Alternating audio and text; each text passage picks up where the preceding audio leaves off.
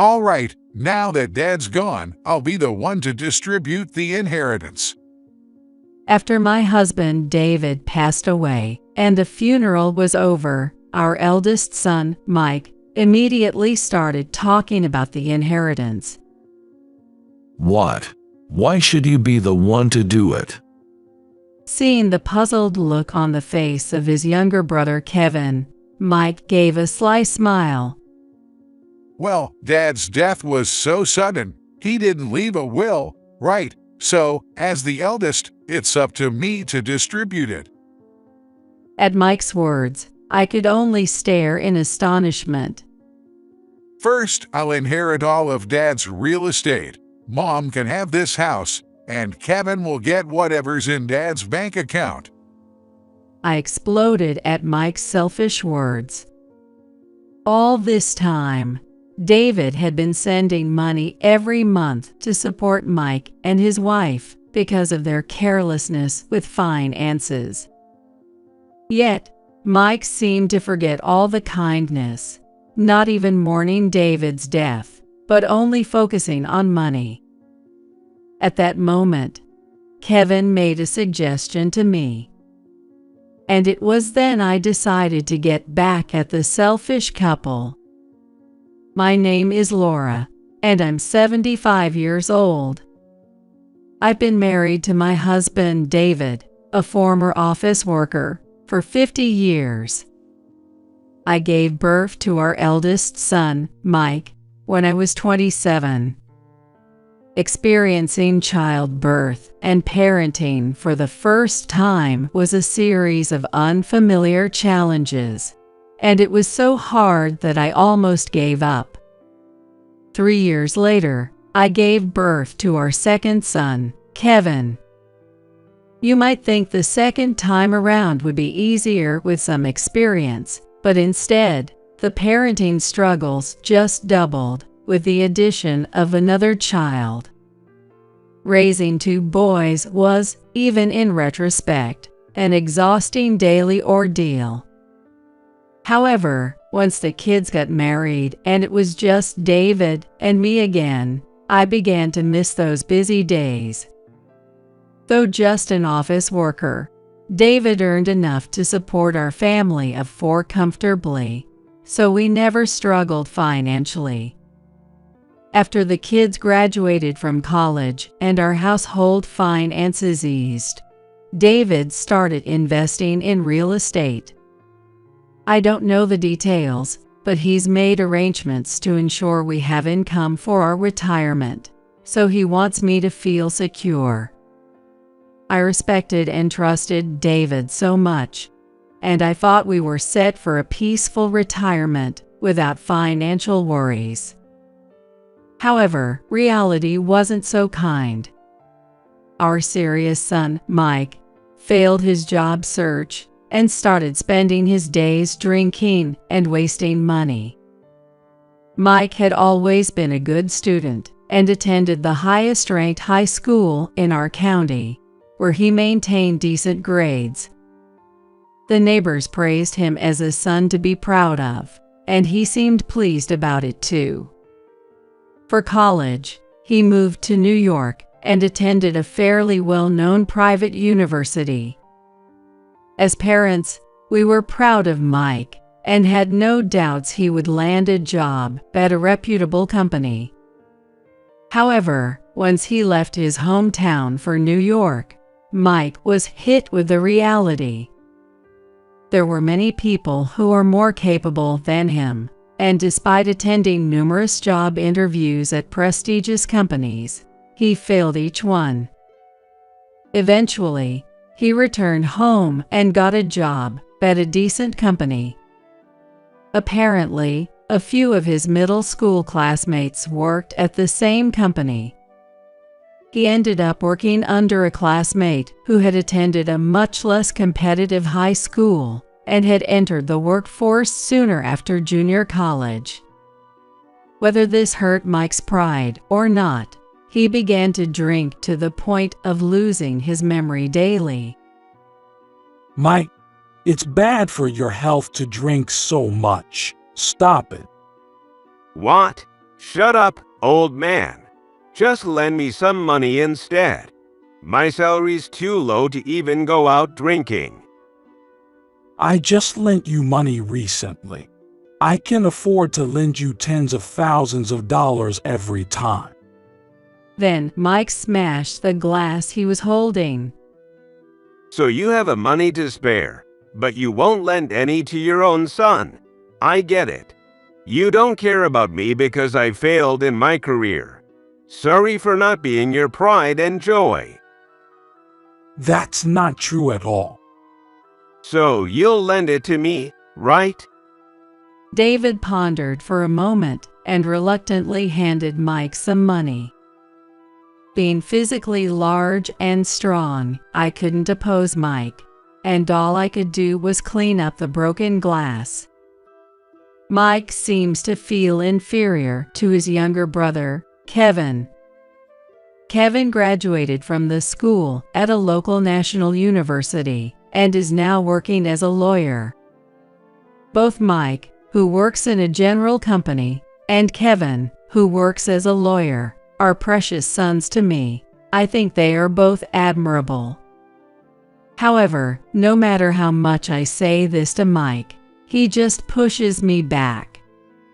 Kevin married a woman he had been dating since college and now lives nearby. However, Mike, even past the age of 30, still spends his days drinking and is flamboyant with women. Bad rumors about him have started spreading around the neighborhood. As he was living his life by borrowing more than $1,000 from David every month, I couldn't help but feel anxious about his future. Then, when Mike turned 38, he brought home a woman named Mary, saying he wanted to marry her. Meeting Mary changed me. I've been too dependent on you guys until now. But from today, as a man, I plan to take care of Mary. Seeing Mike smile calmly, I was relieved that he had finally changed for the better. Mary was 23 years old, 15 years younger than Mike. At the time, marriages with a significant age difference were rare, and I had my concerns. However, I was overjoyed that Mike wanted to be independent, and I blessed their marriage. But that was a mistake. Mary turned out to be very extravagant with money. 2 weeks after they got married, Mike and Mary came to our house and asked for money. We're planning a honeymoon trip, but we're short on cash. Could you lend us some? Where are you planning to go? Mary wants to go to Italy. Mike and Mary were looking at each other happily. Italy's far and travel is expensive, right? Why not choose something more within your means, like a domestic trip? What? A domestic trip for a honeymoon? Unbelievable. It's a once-in-a-lifetime thing. Isn't it normal to fly first class to go abroad? David, you're wealthy, why are you being stingy? If you have the money, just lend it to us right away. Mary said this without any shame. Mike didn't reprimand her. Instead, he nodded deeply in agreement with her words. Really, Dad has always been stingy. You have the money, so stop being so tight. Mom and you don't really spend much anyway, right? Exactly. It's a waste not to use money, we'll spend it for you. Seeing Mary's beaming smile gave me a headache. Mary was unlike anyone I had ever met before, and I didn't know how to deal with her. The two of them wouldn't listen and kept saying it was natural for David, who has money, to share it with them since they don't have any. Not just for the honeymoon, but they would often run out of money and come to our house asking for loans. Before I knew it, David had started sending money to Mike and Mary every month, like an allowance. When will this kind of life end? David was exhausted as he muttered that. Although our younger son Kevin tried to talk sense into Mike, Mike avoided him, wouldn't answer calls, and didn't reply to emails. Ultimately, even after Mike turned 40, David continued the financial support. Suddenly, that way of life came to an abrupt end. David passed away from an aortic dissection without any warning.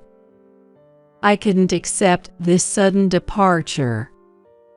No matter what I was doing, memories of David would flood back, and I couldn't stop the tears.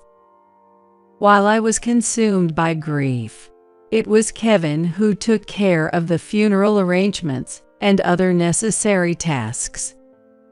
Despite his own grief, Kevin managed everything from arranging the funeral home to contacting relatives, ensuring the funeral went smoothly.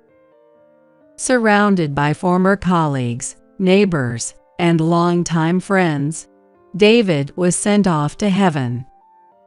Then, back home from the funeral home, as we sat drinking tea as a family, Mike suddenly stood up. All right, now that Dad's gone, I'll be the one to distribute the inheritance. What? Why should you be the one to do it?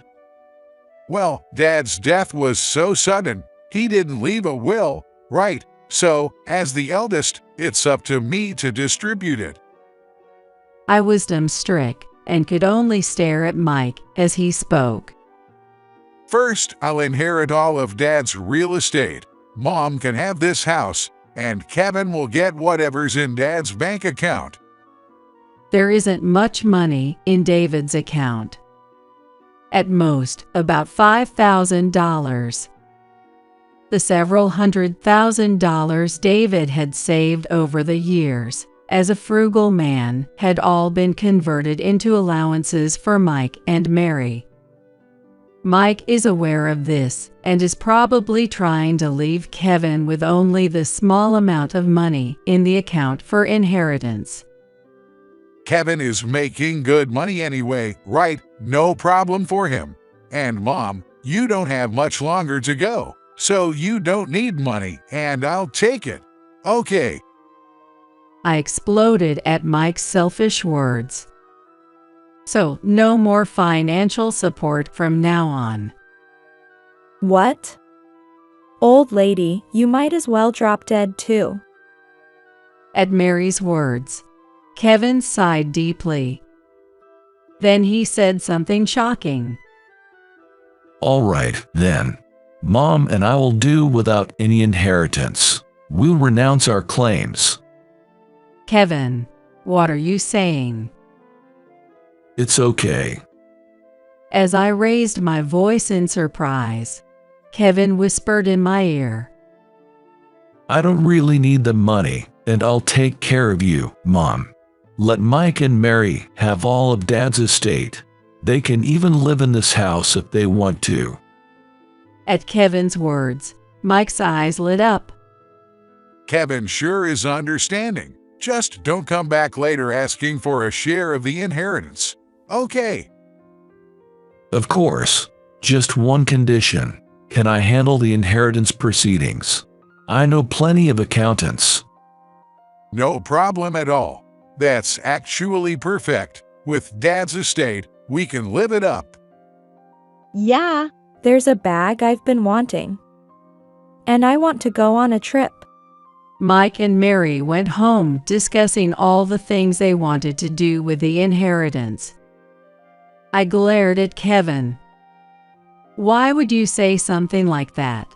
Even after Dad died, Mike shows no sadness and only thinks about money. I don't want him to have any inheritance, and this house is filled with precious memories. It's okay. I have a plan. Kevin was smirking as he said that. Let's get back at Mike. And then, Kevin began to describe his plan for revenge. I was speechless at what he proposed. You'll help me, won't you, Mom? I nodded immediately. After all this time, Mike has squandered David's money and hasn't even shown grief at his passing. I no longer love Mike as a son. I was resolved to teach him a harsh lesson. 3 months later, I had moved into Kevin and his wife's house.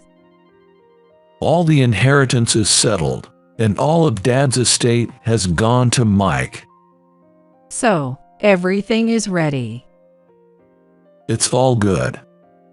Kevin spoke confidently as we slowly sipped coffee after breakfast. Just then, the doorbell rang unexpectedly. The monitor showed Mike and Mary. Mike, what brings you here early on a Sunday morning? It's not about what brings me here. What's this about? Suddenly, Mike's angry voice boomed. Kevin, unfazed and relaxed, responded, Don't shout. You're disturbing the neighbors. I'm coming to open the door. Just wait. When Kevin opened the door, there stood Mike and Mary, looking furious. Hey, I got a collection notice from the bank. What's this about? Exactly. We haven't borrowed any money from the bank. When I called the bank, they said it was money Dad had borrowed. But why do I have to pay it? Explain. Mike demanded, his face red with anger. That's obvious, isn't it? Because you inherited Dad's estate. What? So why am I losing money because I inherited it? It's not about inheritance tax, is it? Yeah. Besides the inheritance tax, you'll also have to deal with the debts Dad owed. The collection notice is asking for repayment of those debts. Dad had debts. What are you talking about? Dad was wealthy, wasn't he? His apartments were worth millions of dollars, and he was making tens of thousands every month in rent. Kevin shrugged in exasperation. He wasn't exactly in debt. He had taken out loans. It's common among those who invest in real estate. You borrow money from the bank to buy properties and then pay it back with a rental income. On the day of Dad's funeral, after Mike and Mary had left, Kevin had told me about David's debts. Just 2 months before he passed, he had purchased an apartment worth over $500,000 and had a substantial amount to repay to the bank. Debts are also inherited, so it was suggested that it might be better to renounce the inheritance, and I asked Kevin to handle the proceedings. If Mom and I claim the inheritance as well, the debt would have been split 3 ways. But since you wanted to inherit everything, Mike, you end up inheriting all the debts as well. What? What's that all about? Pretending to be rich, but actually just borrowing from the bank. What a pretentious old man. How can you say such a thing? As I glared at Mary for her words, she clicked her tongue loudly. Don't get so mad. It's not just any debt. It was a loan. There's rental income, so just make the monthly payments. It's because we don't have that kind of money that I'm angry. We thought we were going to get a lot of money and even went on a trip yesterday. We've already spent all our savings, so we don't have any money to pay the bank. You guys should pay it instead. Ignoring Mike and Mary's demands, Kevin tilted his head. Why should I have to pay? Isn't the rental income due soon? We can't wait for that. There are also credit card bills, and it's not enough. That's your responsibility for spending all the money, isn't it? Why do Mom and I have to clean up your mess? At Kevin's exasperated tone, Mike and Mary frowned. Stop acting so superior. You've always belittled me. Don't look down on me. I'm not looking down on you. It's just common sense, isn't it? If you don't live within your means, you'll end up regretting it. At Kevin's words, Mike twisted his face in frustration. I've got it. At that moment, Mary, who was next to Mike, smiled broadly as she said that. If there's debt anyway, maybe we should just renounce the inheritance, right? If Laura could do it, so can Mike. Exactly. You're smart. I'll renounce the inheritance too. Kevin, you handle the paperwork. At Mike's words, Kevin grinned mischievously. Unfortunately, you can no longer renounce the inheritance. You can only do so within 3 months. It's been over 3 months since Dad passed away, so Mike, you have no choice but to inherit everything. What? That's unfair. That's right. Just getting yourselves out of the debt, you cowards. I had to suppress my laughter as Mike and Mary stomped their feet in frustration. I hadn't expected everything to go exactly as Kevin had said. Kevin had intentionally waited until the 3 months passed, claiming that the inheritance procedures were taking time to make sure Mike would inherit everything, including the debts. And the moment the 3 months were up, he informed them about the estate, ensuring they couldn't renounce the inheritance. Legally, only Mike needs to pay back the debt, so we're out of it. If repayment is tough, why not sell the condo and turn it into cash? If we do that, we'll lose the passive income. That's true. You either continue paying the mortgage with a rental income or sell the condo now and pay off the debt. It's up to you to decide, Mike.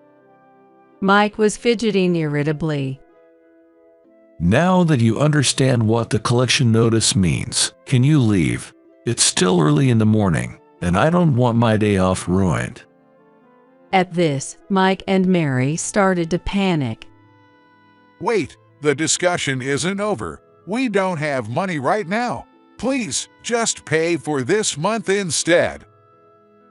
Sorry, but that's impossible. I've got big expenses this month too.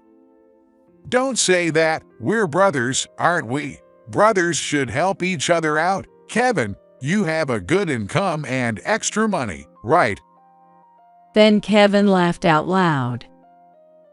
Is that something you, who only thinks of himself, should say? Mike, weren't you the one who wanted a bigger share of the inheritance? You didn't even help with the funeral arrangements and only bring up being brothers when it suits you. That's... Sorry, but I'm not earning money for you, Mike. Dad might have given you money, but I won't be providing any financial support. Kevin said this as he looked straight at Mike. Despite all the insults Mike had hurled at him over the years, Kevin had never talked back. But it seemed he had been holding back stress all this time. The tone of Kevin's voice, colder than I had ever heard, revealed how much he disliked Mike, who did nothing but play and never made any effort. When Mike realized Kevin wouldn't help, he turned to me in desperation. Mom, please, can you lend me just a little money? No way. Don't say that. I have an idea. Let's live together. Then we can use your pension to pay the bank, and you won't have to worry about your living expenses, right? Mary looked at me with sparkling eyes as if she had just proposed a brilliant plan, but I had reached my limit. Cut it out. How could I possibly live with someone who told me to just drop dead? Mary was just joking. Mom, she couldn't have been serious. Yes, it was just a joke. Don't be mad. Mike and Mary were sweating as they desperately grabbed my shoulders. Mom, you must be worried about your retirement, right?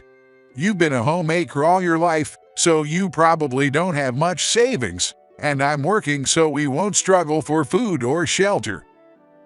Sorry, but I'm not struggling for money. What? What do you mean? Perplexed, Mike and Mary demanded an explanation. Actually, David allowed any leftover money I received for living expenses to be deposited into my account. He told me I could spend it as I pleased, but since I didn't really want anything, it just kept accumulating. Now I have nearly $200,000 saved. If you have that much money, then lend some to me. Your son is struggling here, Mom. I was dismayed by Mike's pleading. Can you stop? You didn't even grieve when David passed away, so don't call yourself my son. I told you I won't assist you financially anymore, so I'm not giving you any money.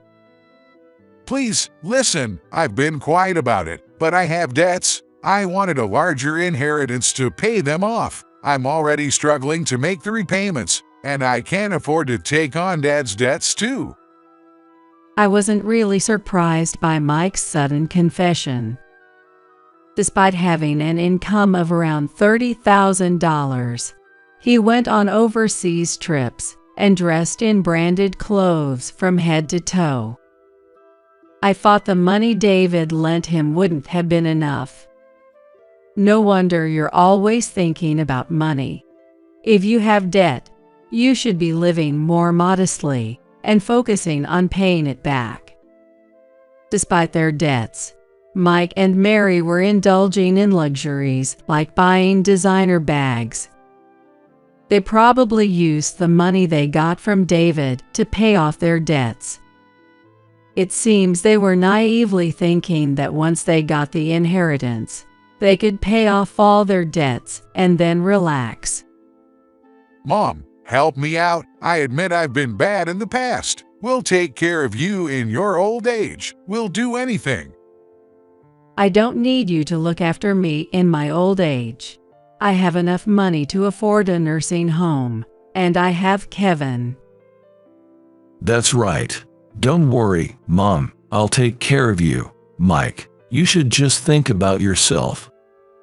Damn it, why is this happening? Mike pounded the floor with his fists repeatedly. Kevin grabbed his arm and led him to the entrance. Can you please not involve us anymore? Bye now. Hey, are you really kicking us out? The conversation isn't over yet. At least lend me the money for this month's debt repayment. Kevin and I exchanged exasperated glances. All the debts are your responsibility. If you had discussed this with us sooner, we could have helped a bit more, but we can't be kind to someone who tries to swindle money like you. By the way, even if we're family, lying to borrow money and not paying it back could be considered fraud. You should be grateful you're not being sued. Fraud. That's not what I intended at all. Mary covered her mouth and trembled. After realizing what they had done, Mike and Mary quieted down, and Kevin pushed them out the door. Wait, Kevin, Mom, I was wrong. Please help me. Please. Don't be mean. Forgive me. I'm sorry. Mike and Mary were apologizing loudly like schoolchildren, but we didn't respond at all. Perhaps embarrassed by the neighbors' glances, they reluctantly went back home. It seems Mike and Mary ended up selling the condo. But as Kevin predicted, the selling price was lower than the purchase price, and they still have about $50,000 in debt left. Originally, Mike had about $200,000 in debt and seems to have filed for bankruptcy due to difficulty in repaying it.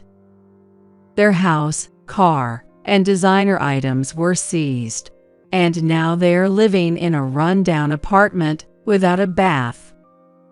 And when Mary, who was only after the money, realized they wouldn't get the inheritance, she immediately asked Mike for a divorce. You can't just divorce me when things get tough. Mike refused to divorce. They are still arguing about whether to divorce or not, and the situation seems to have gotten quite messy. And I, surprisingly, was able to get back the house I shared with David. The house was put up for sale, and Kevin bought it for me. Honestly, it's a bit old because it's been years since it was built, but it's a precious home where I lived with David and our children. I'm really happy to be able to spend time again in this irreplaceable home. Concerned about me living alone, Kevin and his wife come to visit every week, and my happy life has returned. Honestly, I still get sad thinking about David, but I hold on to the happy memories and cherish the rest of my life.